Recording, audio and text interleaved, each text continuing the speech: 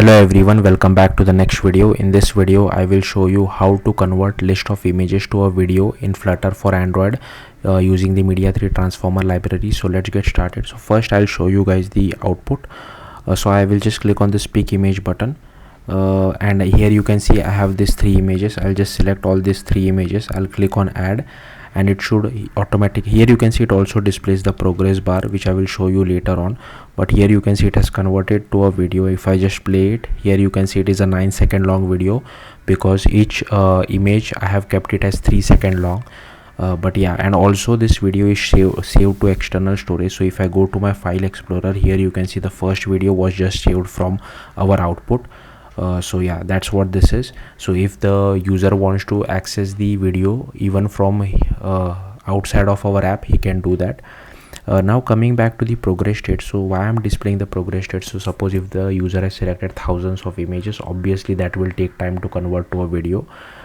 But I'll explain the code later on, but let me show you how actually I'm sending the progress state to Flutter side. So these logs are from Flutter side.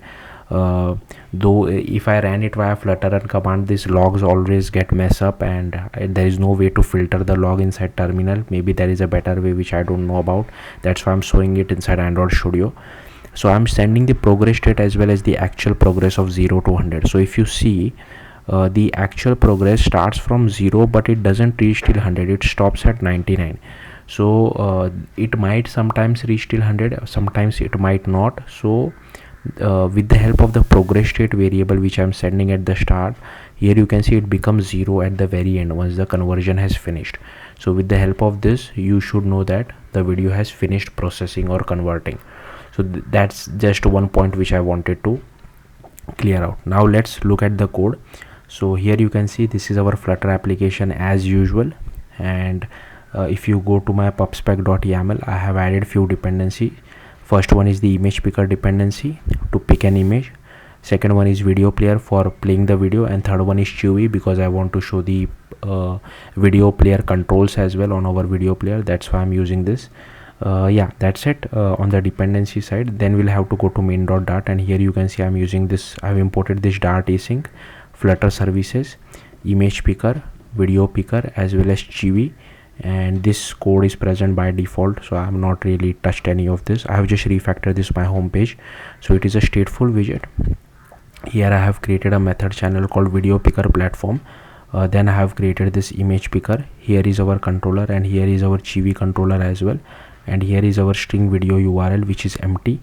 Then here I have created this event channel called progress, and because I have created this event channel as stream subscription because we want to constantly send the progress right from native Android side to Flutter side. That's why I have created this event channel as well as stream subscription. And inside the init state, here you can see we are just initializing our stream subscription, and this is the log of progress which I was showing it to you inside Android Studio. So here you will get the progress state as well as the actual progress. So if you want to display a progress bar to the user, you can do that as well with the help of this. So yeah, that's what this code is all about. And inside dispose, we are disposing subscription controller as well as chewy controller. Then inside build, I have just created one button, and on press of it we just do picker.pick multiple images. Once the user has picked multiple images, I just get path of all this list which we have. So I get a list of strings of path, and then I just send the path back to native Android side. So here it basically invokes a native method called pick image. It should have been named different, I think something like transform video or something like that, but yeah, this is fine. We are just sending the path of all the images which we have selected to native Android side. Then once it has converted to video, you get the video URL over inside this result variable, and once we have that, that everything happens on native Android side. So don't worry, I'll explain it to you that. Here we just create our controller, then we add a listener to it, then we set the looping as true, then we just initialize it, then we create a chewy controller, autoplay is true, looping is true. Here we pass our video player controller, and once we have the result, we set it to our video URL, and if the video URL is not equal to empty, then only we display a container which has an aspect ratio, and here we are displaying chewy, which basically displays our video player. Okay, so that's what we are doing. Hopefully you got the point. Yeah, that's it on the Flutter side. Next you will have to go to the Android folder, go to build.gradle over here. Here you will have to add this dependency block, and here you will have to add implementation media 3 common 1.5.0 as well as media 3 transformer 1.5.0. so make sure you add this particular bit of code. Once you do that, you will have to go to main activity.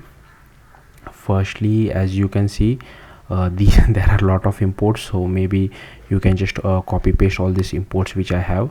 So I'll simply scroll through this. Feel free to pause the video wherever you feel like and just copy all these imports. Then here I have created, we have marked this as unstable because this transformer APIs are a bit unstable at the time of recording. That's why we have to do this. I think by the time you watch it, it should become stable. Then here we are just extending transformer.listener. Here is our file name, here is our file path, here is our handler and progress holder. This is used for tracking the state. Here is our event channel as well as event channel sync. So this name should match what we have given over here. Then here I have created this method channel result. Here I have created this edited media item list as well. So yeah, this will help us to take all the image URLs and convert it to a proper video. Then we override this particular method. Here we are doing this event channel stream, so because we want to continuously send the progress from Flutter side, sorry, from native Android side to Flutter side, right? That's why we have to do this particular thing. And here we create our method channel. So this particular name should match your method channel name which you have defined over here. Then here we have called this call.method of pick image. So if you see on our button click, I was calling this, right? So this should match this over here. And here we get all the list of image URLs which we are sending it from the Flutter side. Then we create our transformer, and if the data is not equal to empty, we just loop over all the URLs. Then we just do edited media item list dot add. Here we create a builder out of it. So we create a media item, then we create a builder, and here we set the duration of how long each image should be. So it is 3 seconds long. That's why by given that I have selected 3 images in the output, that's why the total video was 9 seconds long. Then we set the frame rate as well. Here we call build. Then we do edited media item sequence dot builder as well. Then here we do composition dot builder. Here we create our external file and then start the transformation. And here we just do handler dot post, and inside the run method we just track the progress state. And if you see over here, we are sending the progress state as well as the actual progress back to Flutter side over here. And here I have added 500 milliseconds delay. If you don't want this, you can make it 0 as well. I won't recommend making it 0. Okay, then here we create our external file. Again, this now I have copy pasted it from Stack Overflow. So yeah, feel free to pause the video, and if you want, you can just copy paste this. And now this particular code is for saving the file to external storage. Again, even I have copy pasted this code from Stack Overflow. I'm not really good at this, but yeah, feel free to pause the video and copy it. Then given that at the very top we were extending transformer.listener, we have to override on completed as well as on error. So on completed, once we have the once the file is transformed, we save the file to external storage, we get the URI, and here you can see we send the URI back to Flutter side, display a toast message as well. And in case of error, we just display a toast message. If you want, you can send this error message back as well to Flutter side like we are sending it over here. But yeah, that's it from the code wise. So yeah, I'll simply scroll through this file. Feel free to pause the video wherever you feel like and just copy the code.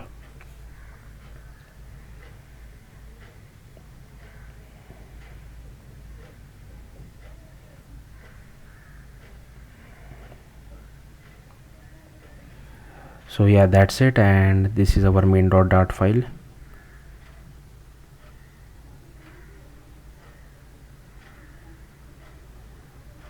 So yeah, thank you for watching. Bye.